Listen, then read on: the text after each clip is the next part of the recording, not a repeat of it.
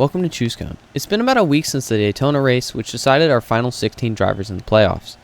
Today, we're going to go over my thoughts on the race, Ryan Preece's flip, my silly season predictions, my predictions for this upcoming Darlington race, and who can make it through the playoffs.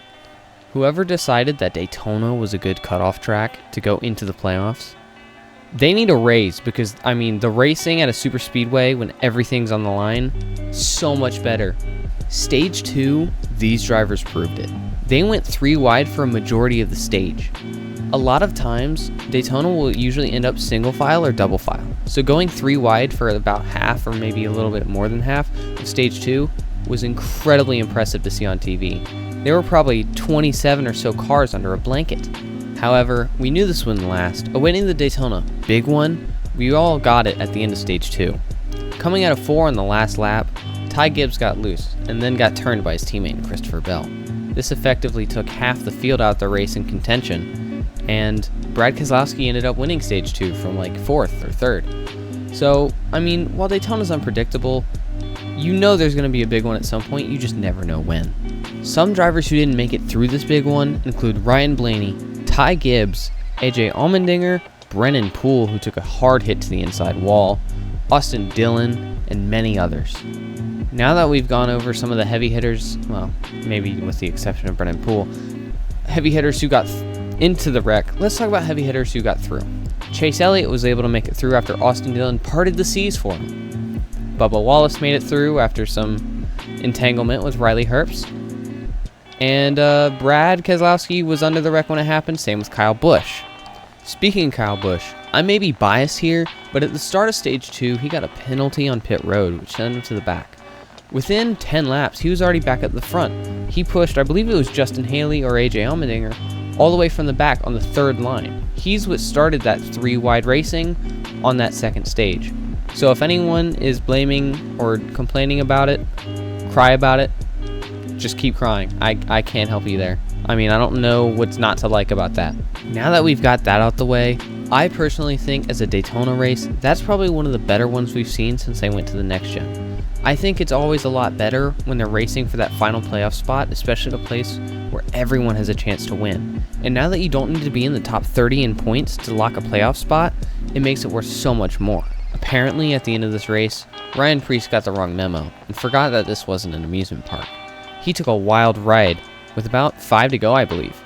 Flipped over 10 times, according to sources that I don't listen to. But luckily, he was able to get out of the crash, and he posted some probably over-dramatic videos, but at least he's back. So he'll be in the car this weekend for Darlington.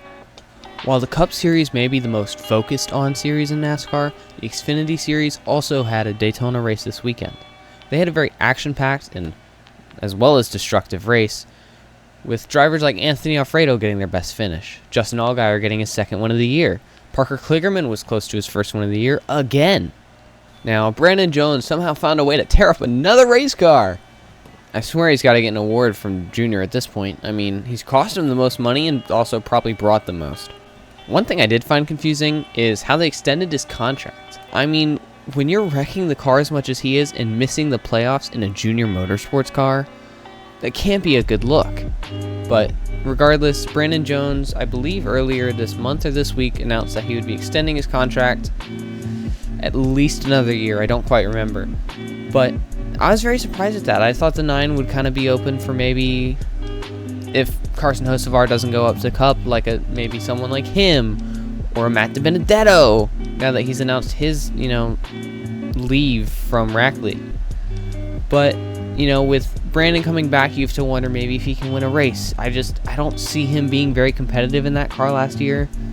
Honestly, bringing Noah Gragson back would be a better idea, and he's not even allowed to race. I don't see Brandon Jones doing anything in that Junior Motorsports 9. I think other drivers who may not have as many sponsors but have more talent should be driving that car. Speaking of better drivers driving other race cars, I think Carson Hocevar should take Ty Dillon's spot in the 77 Spire Motorsports. He's already run some Xfinity starts for Spire, including Darlington, and he finished really well in those. He also ran the 7 at Gateway when Corey LaJoie got pulled up to fill in for Chase Elliott after Hamlin. And he was doing really well until he had a brake failure, which, maybe a rookie mistake, maybe an equipment mistake, but he had pace in a car he had never driven before, and that could show in a 2024 season.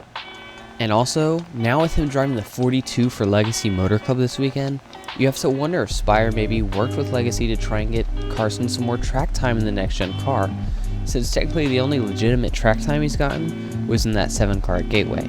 Allowing him to run this car in Darlington that was opened up by Noah Gragson's early leave gives him more track time in the event that he is pulled up in the 2024 season. Which makes me believe that Ty Dillon is out of Spire, which I guess isn't new to anybody.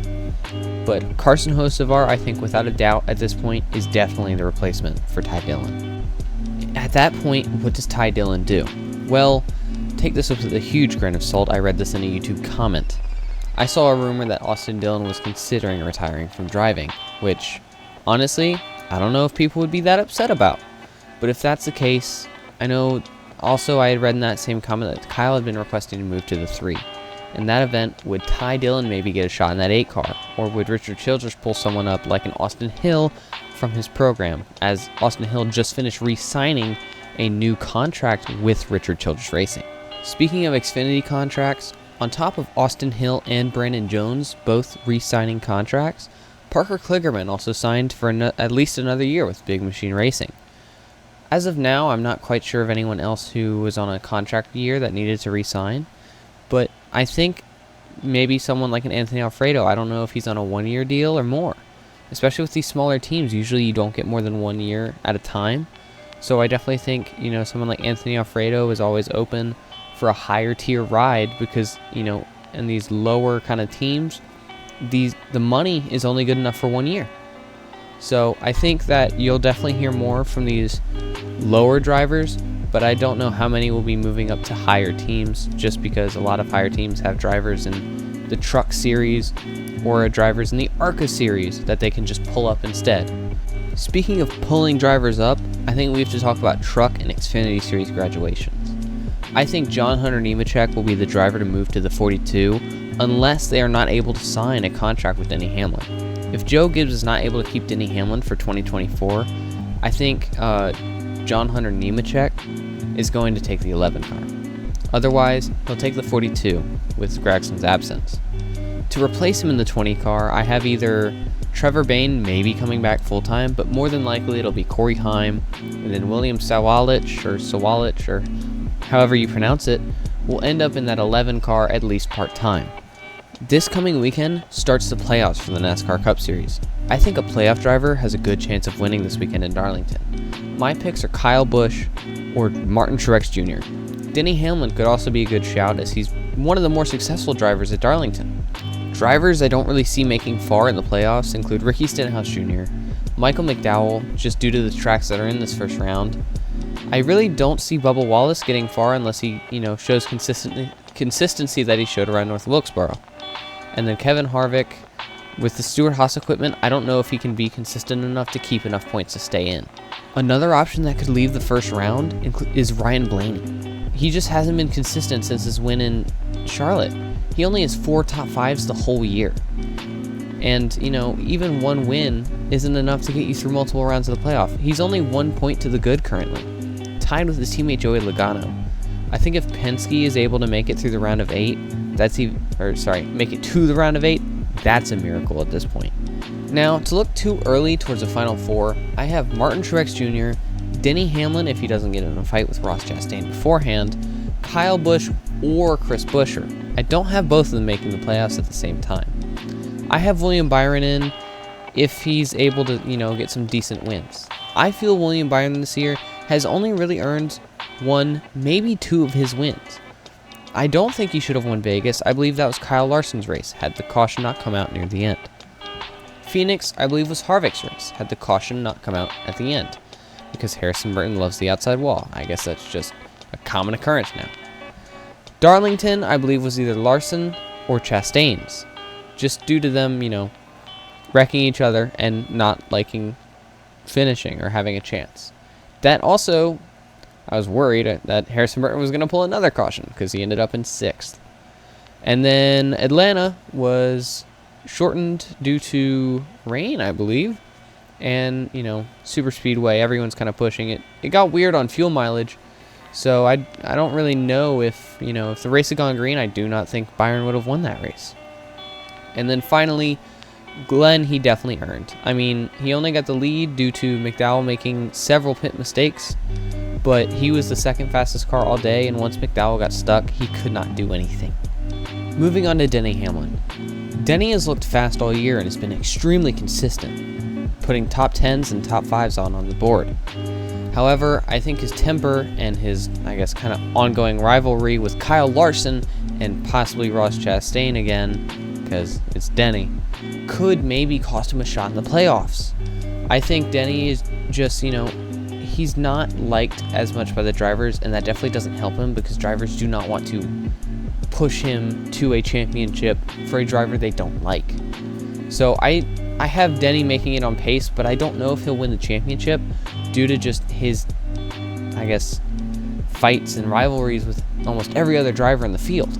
Kyle Busch or Chris Buescher? Well, Kyle Busch, he has had a really good start to the season, and during the summer was extremely consistent, had some bad luck at places like the Indy Road Course, and just hasn't really been the same since probably New Hampshire. I honestly believe that driving the Lenovo car is a curse for him. Every time he drives it, he wrecks. I believe he drove it first at Dover and wrecked there, and then he wrecked again at New Hampshire, and then he finished 20-something at Pocono, where he won the truck race the day before.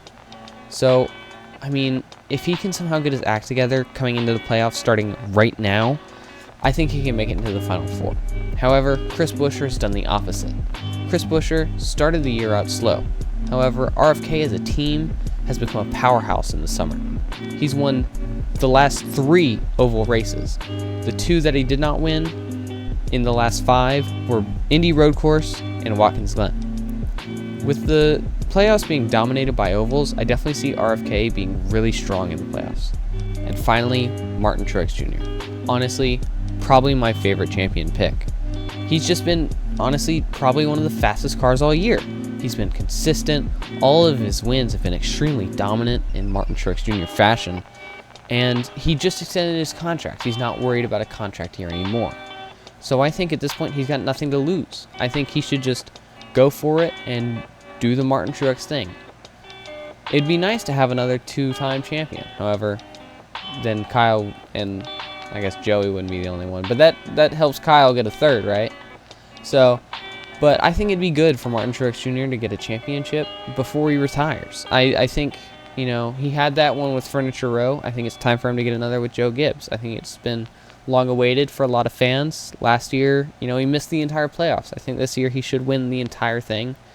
Kind of make the ultimate, Cinderella story.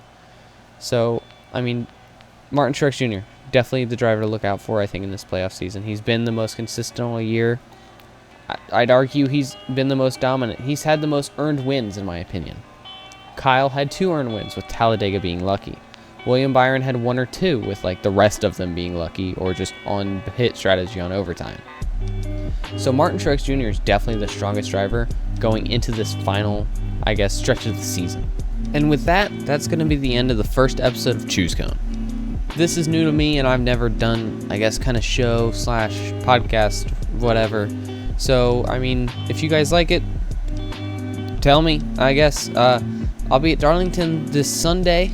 If you'd like to meet me, join my Discord, and just DM me through there. My DMs are open as of now. So, yeah, subscribe, all the things. Join the Discord, that'll be in the description. And look forward to this. I don't plan on doing this daily. If I can, I'd like to do it weekly, but I can't promise that. So, yeah, good luck, and I'll see you guys next week.